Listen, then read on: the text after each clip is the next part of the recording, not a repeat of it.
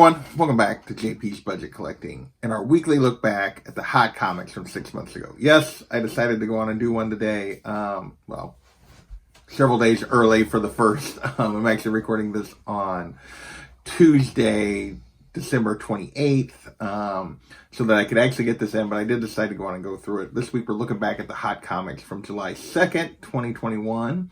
So as always, I give those dates so you guys understand when this information is most relevant. And as always, we're looking back at the CBSI Hot Top 10 and the Comic Tom Key Collector Hottest Trending Comics of the Week. We got 19 books to talk about, so I wish you guys a Happy New Year, and let's dig into this list.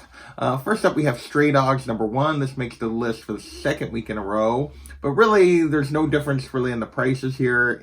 $80 for raw copies, because this was basically just switch lists. This was one of those where it was on one list one week, on the other list the next week, but it was really the same things that were making this book hot, it was just a hot indie series of the moment. Raw copies now go for $50 to $90. 9.8s are going $120 to $200. I thought this one would go up. This one has actually come back down. It's turned into a bit of an I'll be back.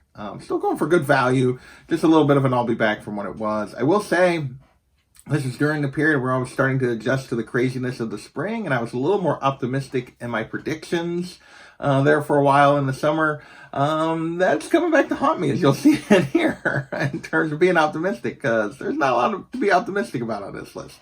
All right, next we got Department of Truth #1. This is the Frizzen variant. So we've had the regular A cover a few weeks ago on the list. This Frizzen variant jumped up to $15 raw, 9.8 for $75, basically because there was a little bit of rumors of maybe getting optioned. Raw copies are now 10 to 25, 9.8s are 50 to 80. So this has been pretty steady, kind of worth it over the last 6 months. Not really going up much, but it's just been kind of hanging out there as, triple, quadruple cover price, that $10 to $20 range. People expecting it to be something. People enjoy the series. So that's just where this book has stayed. Next, we have Thor #6, the second print 1 in 50 variant. So last week we talked about Thor #6, the second print, which has this spoiler sort of cover for things that were supposed to happen in the future of Kate's Thor run. None of that's happened yet, but he talked about it as why that he wasn't done with this, is why it hit both the regular second print hit the list last week, and this one here hit the list this week. Raw copies back then were going for $100 to $120. 9.8s were going for $550 to $750. Big value for this second print 1 in 50. Now raw copies sitting around $100. Sorta. There's only been one sale since the beginning of November of a raw copy. It did go for $100. 9.8 sitting $200 to $250. There's only been 5 of those sales since the beginning of November. There's several of these listed. This has definitely turned into a trap. There's not much here key wise. It's just this cover and the promise that at some point Kate is going to use the scene in some way, or set up what was going on here. So we'll see. But yeah, this book is definitely backed off. People are not willing to pay the asking prices right now. Next, we have Uncanny X-Men #20. This is another cover on the list. This is the Addie Granoff 1 at 50. I'm a big Addie Granoff fan, and this is just a gorgeous cover that is super hard to find. 9.8 sold for $710 and $980 in consecutive sales, which is why this hit the list. There's only been one sale of this in the last few months of a 9.8, went for $600. There's currently only one listed on eBay, and that's listed for a 9.8 listed for $810. There has been a couple of raw sales, but those are the Euro versions, so it's not exactly the same. Those have went for considerably cheaper, around $40-50. But this gorgeous X-Men cover is really hard to find. I put it as down, I'll be back, because obviously this is the cheapest of the 9.8 sales. It's the recent one. But it's kind of a ghost, so it really doesn't follow those typical rules. You could easily argue it's still worth it or whatever here. But I put it as an I'll be back. But yeah, this is a tough one to find. So if you find it, you might want to jump on it if you really love this cover. Next, we have Power Rangers Unlimited. Edge of Darkness, #1, the Derek Chu 1 in 50 that was supposed to be pretty hard to find. This thing jumped all the way up to $190 for raw copies after it was released. Supposedly there's a first appearance here. I think the Ranger that's being showed here on the thing, or this character that's being showed on the cover. But this book is backed up considerably. It's only a $60 to $70 book right now. And that's only 2 sales. People are not willing to pay the asking price here either. So this one's definitely down and turned into a bit of a trap. You'll find this whole theme of not very many sales also goes through this list a lot. Next, we have White #1. This is a series from Black Mask, kind of the follow-up to the Black series they did a few years ago. This A cover was limited to only 2,500 copies, so this had a pretty high value coming right out the gate, $75 to $100. People were trying to get this book. Now it's a $20 to $35 book for a raw copy. 9.8s are going for $135 to $200. This one I hit right on target. I thought this was a trap, and this has definitely turned into a massive trap for people that were specking and chasing this book. All right, with that, we're going to move into X Factor #10. This is the death of Scarlet Witch. I was going to say spoilers, but yeah. So anyway, this was supposedly the death of Scarlet Witch. You know how well death sticks in the Marvel Universe, especially on mutants right now, although I don't know if she's considered a mutant at the moment, and I don't even know. I haven't been reading any of it. I've basically bailed on all the X stuff at this point. Raw copies of this, though, we're going for $20 to $25, Death of Scarlet Witch. Given they just did a show about her and everything else, don't figure this is going to last very long if it hasn't already been undone. Raw copies now are going for $5 to $15. Another book, I was like, yeah, there's no way that was going to hold at that 20 to 25, and it has not. Death issues rarely hold a lot of value because they don't last.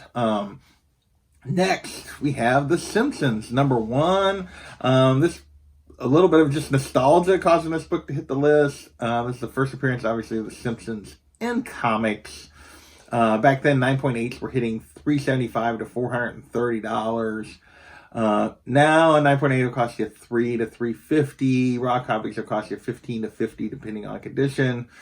I thought this book was maybe still a little undervalued. It might go up a little more than that. It did not. It is definitely backed up into an I'll be back. A lot of love for The Simpsons, but not necessarily a huge audience for this comic. So, next we have Black Cat Annual #1. This is the first appearance of the Tiger Division, and apparently there's a couple of characters here that also appear for the first time that are a part of this Tiger Division. I'll be honest, I didn't look anything up on this one. I don't know exactly what characters are appearing for the first time. I know there's a little bit of another kind of Asian team, I think, to some of this. Kind of like the Agents of Atlas kind of thing that people were specking on. This jumped up to a $20 book right out the gate. It's now a $5 to $15 book. 9.8 going for $65.90. Definitely, as expected, and I'll be back here. Characters haven't really been used much yet. We'll see if they get some legs further down the road, but for now, just kind of a small key, which $5 to $15, that's pretty typical for a very small key, with some first appearances of minor characters. We'll see if they become anything more than that later. Next, we have Marvel Spotlight #5, first appearance of Johnny Blaze, Ghost Rider.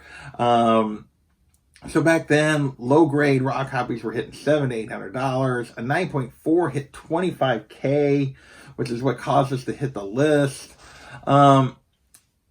Now raw copies are going for $500 to $2,000, $500 to $2,000. Again, across a wide range of grades there. 9.2s have been going for $9,000 and $12,000 respectively, basically. So this is one of those Marvel keys that jumped a bunch in the spring, and it's backed up a little bit, but not a ton overall if you look across grades. I'm putting this as kind of steady, worth it. You could argue it's an I'll be back a little bit over this 6-month period, but obviously this is a straight cash book long term, important character, and a classic Bronze Age key. So definitely long-term straight cash. Over this 6-month period, though, like a lot of Marvel stuff and a lot of Marvel keys, we're getting a little bit of a backup. I put this one as steady. It seems to have held pretty well across most grades. So that's why I put it as steady, but definitely a little bit of a backup, maybe. Next, we have Doorway to Nightmare, #1, the first appearance of Madame Xanadu. Basically, this had to do with rumors surrounding the HBO Max series coming from Bad Robot related to Justice League Dark. And this potentially being one of the characters caused raw copies to jump to $100 for her. 9.8 hit $1,200. We'll say finding a 9.8 of this book is pretty hard. There's not a ton of these on the census at the moment. Raw copies now are going 20 to 100 to 99 was the high sale. That was a really, really nice copy and a bit of an outlier. Most of the really high grade stuff is more in the 60, 70-ish dollar range, but there were a couple up pushing up toward 100. But definitely, and I'll be back on the raw side. And the 9.6s, you're looking at 180 to 250. There have been no 9.8 sales recently, so there's no straight comparison there, but definitely appears like overall the book is just kind of backed up a little bit, waiting for that series to actually happen. People are still interested in the character, still specking on her a little bit, but it's definitely backed up some. Next, okay, so that was, what do we got? 11 books that we've talked about so far. The rest of the list is all MCU related, mostly related to the Loki show, although the first two are related to the dropping of the Shang-Chi trailer. First up, we have Tales of Suspense, #62, The Origin of the Mandarin. Obviously, the first appearance of the Mandarin is a big book. We knew Mandarin was going to be a part of it. Raw copies back then were going for $400.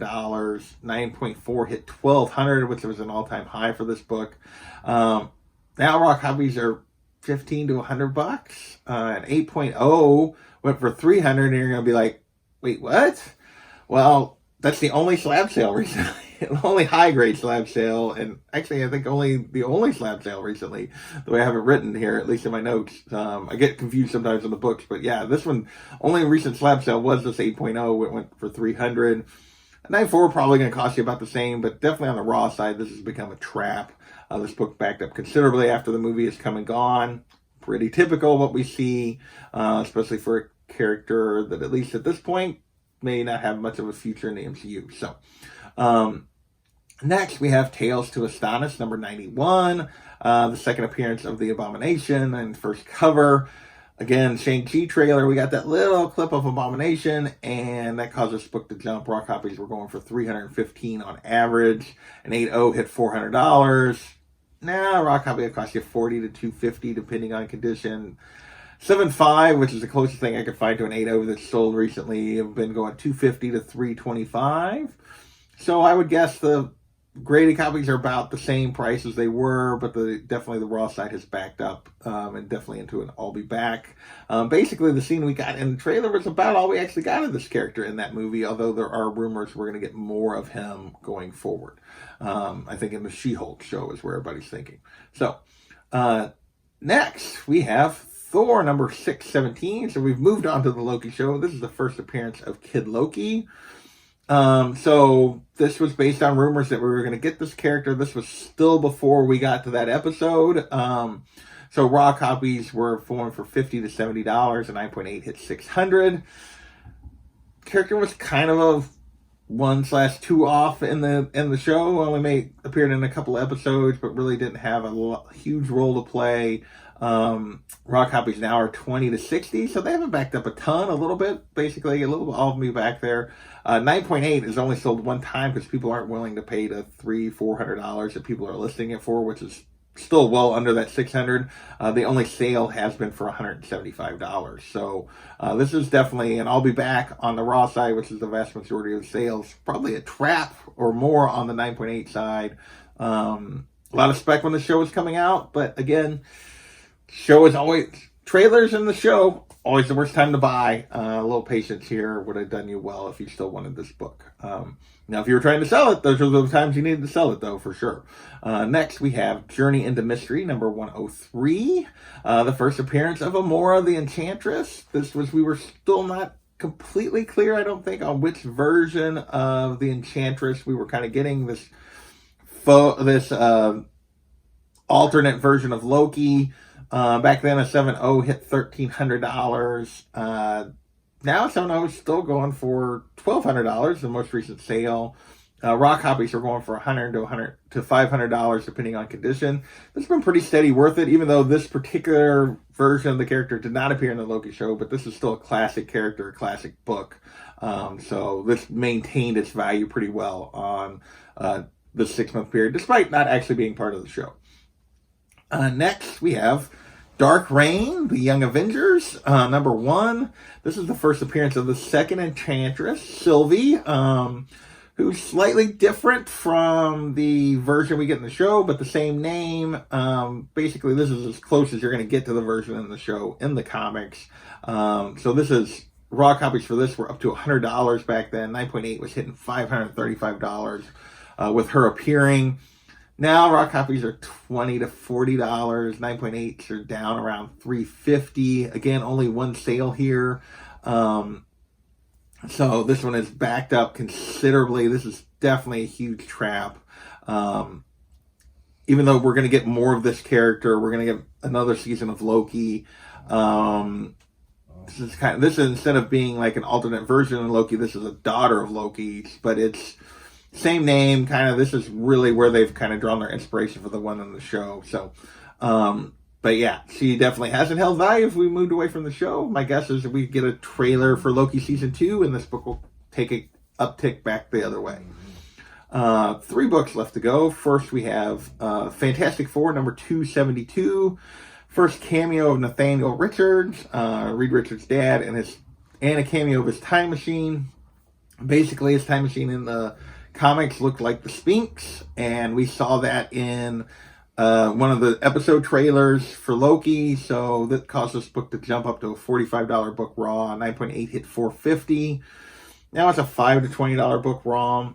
Now 9.8, most recent 9.8 sale was actually well up. It was a $675 sale. It was one sale. It's hard to take any kind of judgment from one sale. There's not even hardly any 9.8s of these out there are listed. The vast majority of sales are raw sales, and it definitely turned into a trap on the raw side for this particular book. Next, we have Fantastic Four #273, the first full appearance of Nathaniel Richards, plus an appearance from Kang Prime in this one. Raw copies for this only jumped a little bit. They jumped to 10 to 15, mainly because people saw the time machine, didn't necessarily expect to see Nathaniel Richards. 9.8 went for $375 back then. Now, still 5 to 15 for raw copies. 9.8, $175 to $350 is where those have been going. So this one didn't quite turn into the trap, just an I'll be back. So we'll see. This kind of gives the backstory of how this book gives some backstory on Kang. We didn't really get that kind of backstory.